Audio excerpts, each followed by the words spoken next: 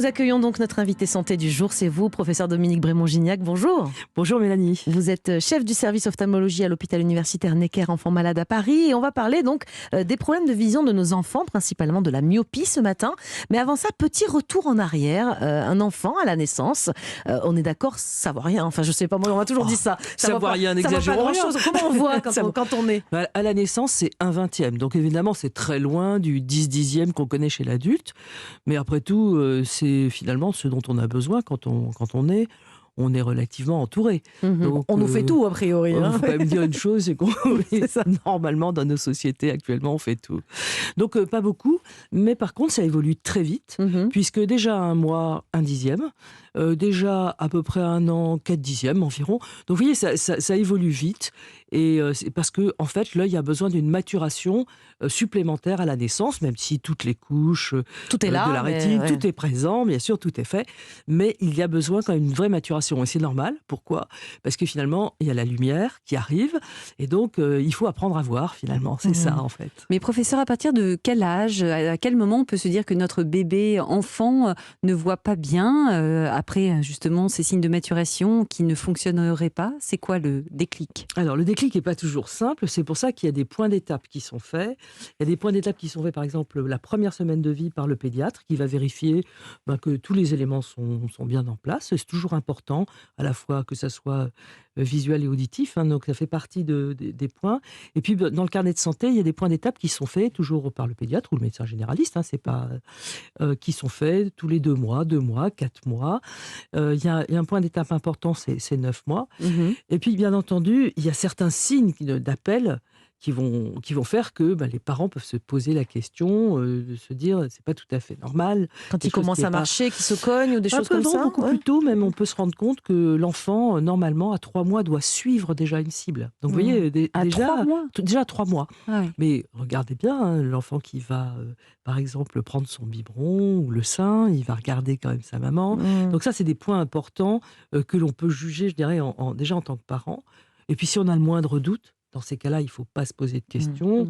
Il faut demander au pédiatre, il faut aller voir un ophtalmo. Mais l'ophtalmo, on peut y aller à partir de quel âge l'ophtalmo, vous pouvez y aller tout de suite. Vous pouvez venir me voir un jour. Mais... Vous les voyez certains dès la naissance. Vous voyez certains bébés, vous ? On voit certains bébés, bien sûr, dès la naissance. Alors, on l'a dit aujourd'hui, on va parler essentiellement de myopie. On parlera des autres problèmes de vision dans une autre émission. On va commencer d'abord en reprenant les choses depuis le début. Un œil myope, un enfant qui a un œil myope, physiologiquement, je crois que c'est un œil qui n'est pas exactement comme les autres. Qu'est-ce qu'il a comme particularité ? Oui, exactement. Il a une particularité, c'est qu'en fait, cet œil, il est plus grand que la normale par rapport à l'âge de l'enfant. Et le fait que l'œil soit plus allongé fait que les images qui devraient être focalisées sur la rétine ne vont pas être focalisées au bon endroit. Donc, en fait, ça va donner une vision floue. Donc, globalement, après, il peut y avoir bien sûr bien d'autres possibilités, mais globalement, le plus fréquent, c'est un œil trop long. Ça veut dire que Julia, qui était myope, même si elle a été opérée, aujourd'hui encore, elle a un œil plus long que le mien, par exemple. Moi, je ne suis pas myope. Elle a un œil qui est plus long que le vôtre. Et donc, les risques, et ça, c'est important de le savoir, les risques persistent sur les risques rétiniens, par exemple, parce que ça reste un œil myope. Même si on est opéré, ça va aplatir la cornée de façon justement à recentrer finalement sur la focalisation sur la rétine. Mais il n'empêche que l'œil étant toujours un peu trop grand, les risques rétiniens ou autres d'ailleurs. Donc il faut continuer à aller chez l'ophtalmo. J'ai pris rendez-vous. J'ai rendez-vous dans 2 semaines. Alors, c'est parfait. Félicitations. Mais en même temps, je ne suis pas un enfant. C'est le sujet du jour. D'ailleurs, c'est quoi les causes de la myopie de nos enfants ? C'est les trop d'écran ? Qu'est-ce que vous diriez, vous ? Alors d'abord, il y a des causes familiales, parce que génétique, tout simplement, ce qu'on appelle génétique multifactorielle, dans la mesure, si vous avez 2 parents myopes, le risque d'être myope pour l'enfant est quand même, bien sûr, très largement supérieur.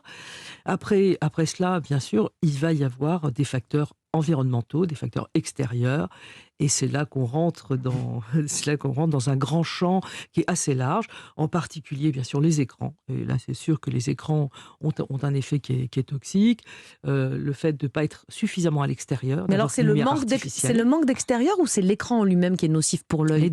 Les deux.